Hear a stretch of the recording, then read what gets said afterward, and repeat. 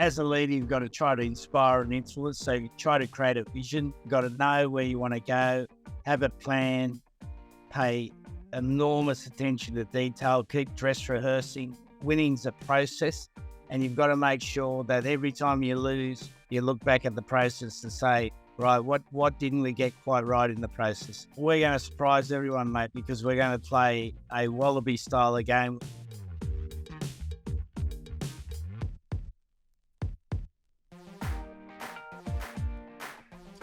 Hello everybody and welcome to a new episode of Conversations with Leaders. My name is Josh Gilbert, Market Analyst at eToro, and I am happy to be your host today. Before we begin, I'd like to kindly remind you to subscribe below, where you can indulge in a range of exclusive episodes featuring enlightening conversations with influential leaders. I'm very excited about today's episode, and we have a fascinating guest lined up for you. I'm joined today by Eddie Jones, head coach of the Australian national rugby team, who is back on home soil after a 7-year stint with England. He's one of the most successful and renowned rugby coaches of all time, and if you don't believe me, you can just ask ChatGPT, and even AI will tell you that he is. Eddie, thanks very much for being with us today. Firstly, how are you? And also, how proud are you to be back as the Wallabies head coach? We're moving into preparation for the Rugby Championship, so things get quite hectic, but full of optimism. And coming back to the Wallabies job, I feel a great honour and privilege to be leading the nation again into what's an important period for Australian rugby. Yeah, absolutely. And you've certainly got a task on your hands, as you say, sort of thrown in at the deep end, not long until the Rugby Championship and the World Cup around the corner. But that doesn't make a difference to you because, you have dedicated your life to rugby and put so much in locally, as we mentioned there, back again as the Wallabies coach, but also overseas. I think in terms of, what we spoke about there in terms of coming back as the Wallabies coach, we're in the midst of what is sort of the golden decade for rugby in Australia. How excited are you for that? And what do you think that means for the future of rugby in Australia? I think, rugby's gone through a pretty tough period. There's been financial issues, particularly post-COVID. The game's had the issues with HIA, and the competition in Australia has intensified. We've got, two outstanding domestic competitions in NRL and AFL doing exceedingly well. And domestically we've struggled to keep our place in the sporting ladder, but internationally, rugby's a huge sport, and to get the chance to lead Australia into this next period of time where we've got a World Cup in 2027 is fantastic. Yeah, absolutely. And those are, some long-term goals to sort of aspire to. Short term, as you say, we've obviously got the Rugby Championship and obviously the World Cup on the horizon. So I want to sort of take you back a little bit for when you first sort of started in rugby. I'm sure then you would have had goals, short-term, long-term, things that you wanted to achieve. Firstly, do you feel that you've achieved those goals that you sort of set out when you first started? And also, how do you go about setting out goals, to ultimately make them achievable as well? Yeah, well, as a player, I wanted to play for Australia and I didn't quite get there. But when I look back, I don't have any regrets. I think I maximised whatever talent I had, and that's all you can do.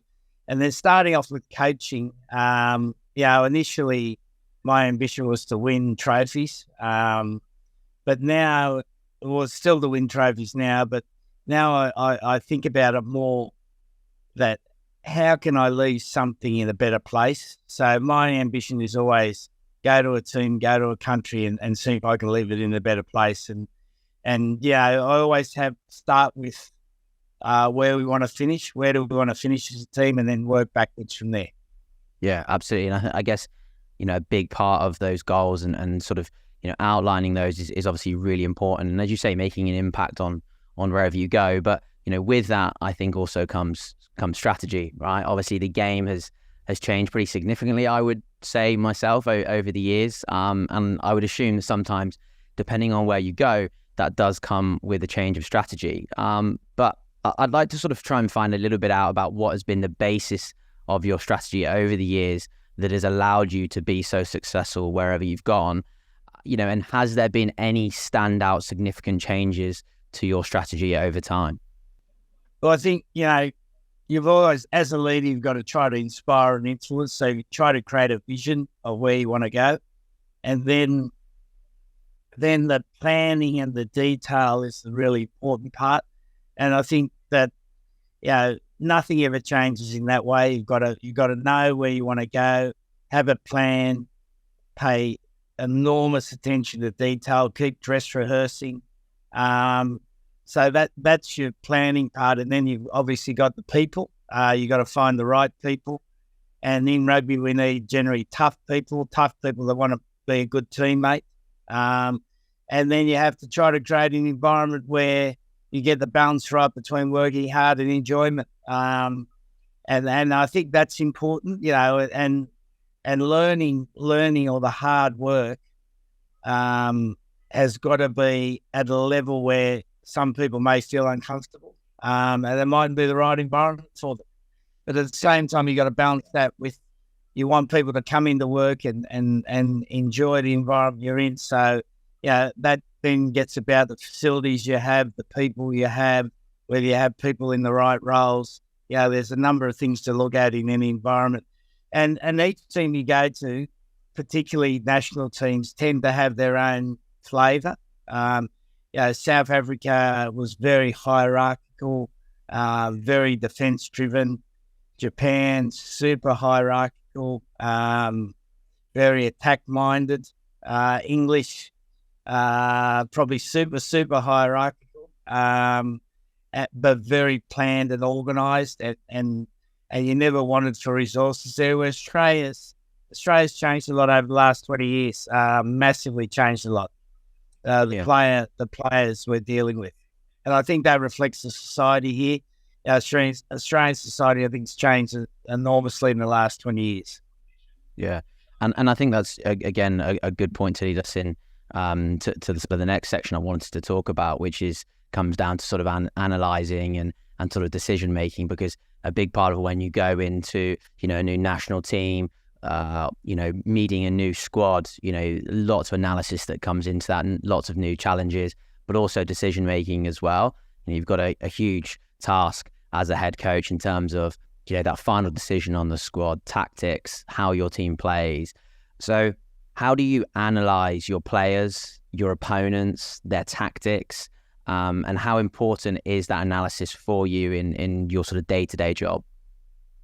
If I just go back to a step, so any team you generally take over, there's probably 500 things wrong, and you've got to try to find the biggest 3 things that are going to make the most difference, and then those biggest 3 things, you've got to have evidence why they're important. So the big thing that's changed in rugby is, and it has, I'm sure, in most businesses, well, I know it has, is data analytics, having the correct evidence to measure what's really important. So I've been a firm supporter of having a strong data analytics team. And the thing, that surprised me in Australia, that in sport, that's still quite a minor support mechanism. And it's super important, knowing the game, knowing what actually contributes to your winning, and then focusing on those areas that contribute to your winning. Yeah.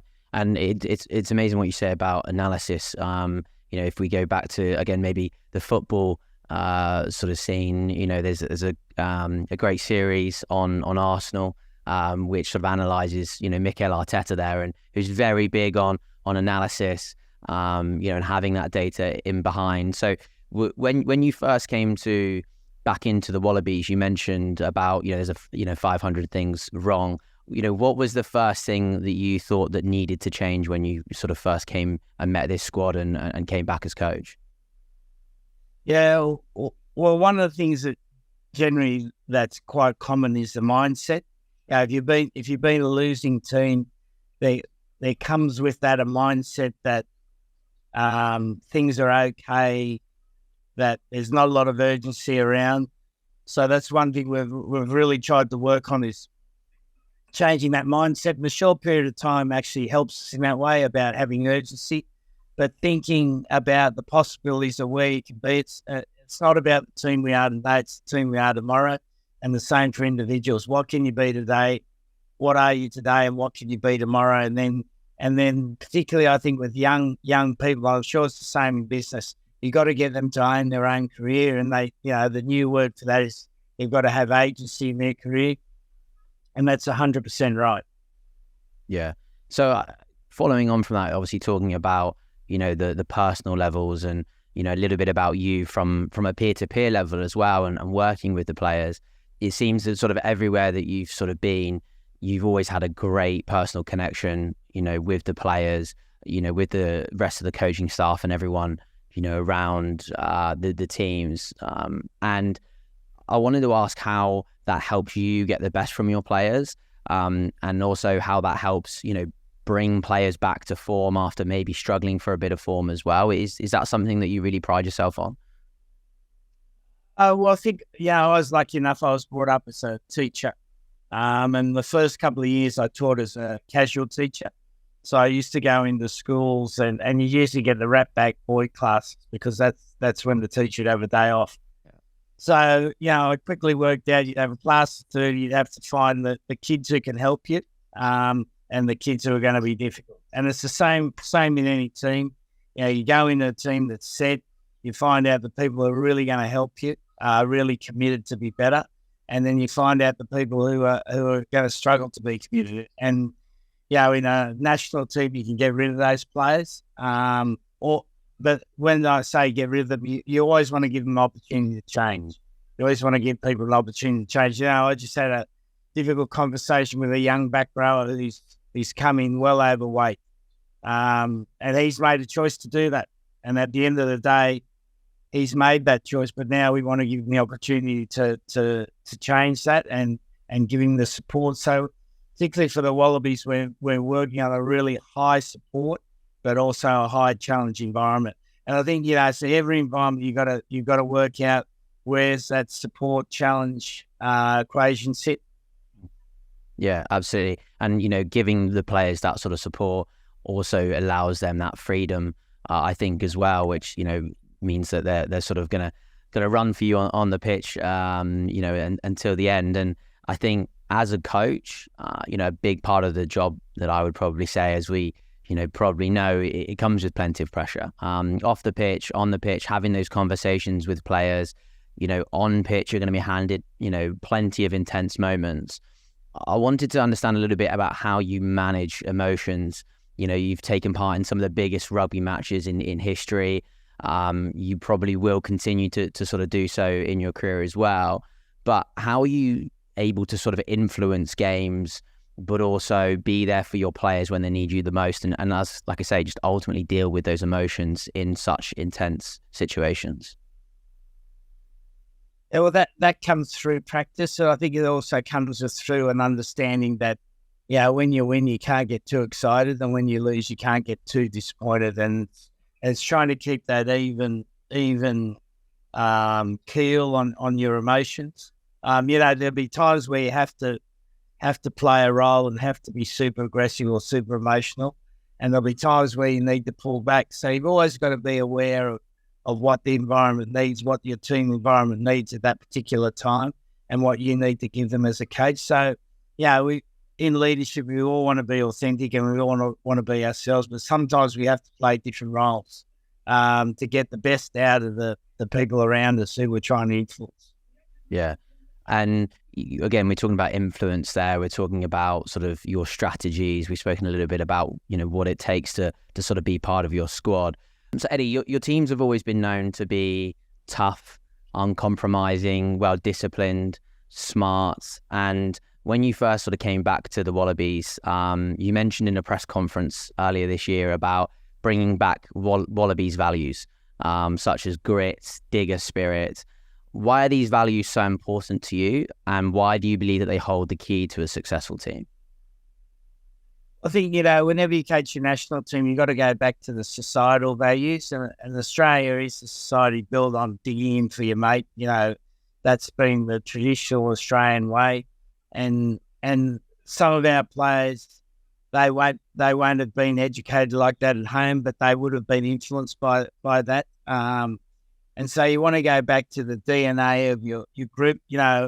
Any company's got a certain DNA where certain values are highly respected and valued, and you want to make sure you keep reinforcing those values. Absolutely. And I think, again, we spoke about, you spoke about values, and we've gone through a little bit, already about sort of strategy and talking to players. And as a leader, trust is huge, right? Not only with, your fellow coaches, the coaching staff that you work with, but also with your players, because they are, the guys that need to go out and deliver on the task and the strategy that you've given them. How do you, one, hold players accountable, but also how do you get them to sort of buy in to what you're building? Well, firstly, you make them accountable by them understanding the expectations put upon them. What are you expecting them? What are the standards that you want, and keeping them to those standards? And I think, the other thing about building trust, trust is just about doing what you say you're going to do. If you say you're going to do something, follow through and do it. And if you can't do it, make sure you go back to the person and tell them why you can't do it. But I think that's enormously important in any team situation. Yeah, perfect. And again, we've talked a little bit about approach and how, things have adjusted over the years. And again, you've been in rugby now for sort of many years. Plenty of different teams over that time as well. But is there one rule that you've always sort of stuck to, or a mindset that you've always lived by to ensure that when you come in every day, and you're playing in, Six Nations, Bledisloe's, World Cups, that you can still get the best out of your players? Yeah, well, I think it's, you've got to have a high work ethic, but you've also got to have a character that wants to be a good teammate, particularly in today's society where individualism is pushed all the time.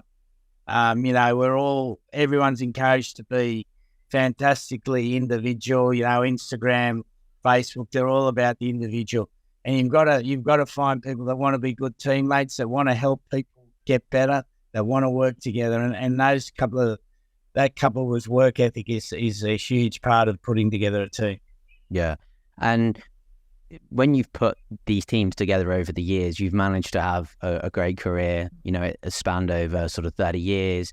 We mentioned there about some of those tournaments, but you've won, World Cups, you've won Six Nations, you've won Bledisloe's, Tri-Nations. We could keep going on, but it feels like you've sort of done it all. And as I said at the start, you're going to go down as one of the greatest coaches in history. But what drives you to keep going? And what does it take to be a successful coach? What is it to be successful to you?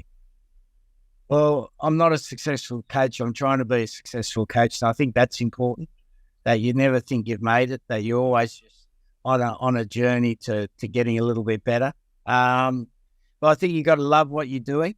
I love the game, and I love coaching, and I love seeing people do well. So that keeps me motivated. I want to train an Australian team where people see the Wallabies and they feel like that team, they want that team to play for the country. If I can do that, then it's been a worthwhile job. Yeah. And I guess to sort of have the other side of that, we mentioned obviously about success and still continuing to build, but how about when times get tough? How do you deal with adversity, challenges? Is it your own self-belief, or is it that drive to, keep going, to keep getting the sort of the perfect team? Have a good dog, mate. Because it doesn't matter what the result is, the dog still loves you. And then if you want to have a better relationship, get two dogs. No, but in all seriousness, it's about, you've got to have a set of beliefs, a set of values. If you stick to those, sometimes you can coach really well and get beaten, and sometimes you can coach not so well and win. So whilst we always focus on winning, you've still got to focus on the process of winning. People talk about winning as just being the outcome, but winning's a process, and you've got to make sure that every time you lose, you look back at the process and say, right, what didn't we get quite right in the process? And there'll generally be something there that you've either overlooked or not paid enough attention to, or not given enough emphasis, and that'll give you feedback on what you have to do next. Yeah. And just, to sort of put this all together a little bit again, we spoke about success, challenges. I want to ask a little bit about risk. So, with anything that you do, you've always got to sort of take risks in life. But as a rugby coach, in tense moments that you've had over the year, there is risk. How do you manage risk in the sense of knowing when to take it, knowing when to play a little bit safer? How do you deal with that? Is it a case of working with your coaching staff, speaking to the senior players, and how difficult is it to sort of take risks in your position? Well, there's a couple of ways of looking at that. We had John Buchanan, who was the most successful Australian cricket coach, come in and talk to the coaches last week. And one of his great phrases was, the greatest risk is not taking risk. And I think in a large way that's true. But I also think that when you're weighing up whether you're taking the risk, again, you've got to go back to evidence. What's the evidence to show that this is a viable risk to take? And you need evidence, which gets back to good information, data analytics. I think that's so important. Yeah. And Eddie, we're sort of towards the end of this now, but I want to ask you sort of one sentence, and that's going to be, how are you and the Wallabies going to win the World Cup this year? Oh, we're going to surprise everyone, mate, because we're going to play a Wallaby style of game, which will be, the plan is to be much more dynamic than it has been in the past. And it's not a criticism of what's happened in the past, but we want to play quicker. And the Australian style to me is being aggressive. So we want to play quicker. We're going to put together a team that has a great leadership group, so they'll be able to handle anything on the field. And then we want to create a team that just has such a pride in play for Australia that seeps through, and everyone gets motivated by watching him play. Perfect. Well, Eddie, look, I'm very much looking forward to the upcoming fixtures against Argentina, New Zealand down at the MCG in front of hopefully over 100,000 Aussies, and then on to the World Cup. But look, thank you very much for joining today, Eddie. It's a pleasure to hear your insights. Thank you everyone for listening to that episode, and thanks again to Eddie. What a fantastic episode, hearing insights as to what it takes to be one of the most successful coaches, not just in rugby, but in sports history as well. Certainly one of the most influential leaders in sports of our generation. I'd like to remind you to subscribe to the channel, where you can continue to hear exclusive episodes featuring enlightening conversations with influential leaders over time. Again, thank you very much for your time. See you next time.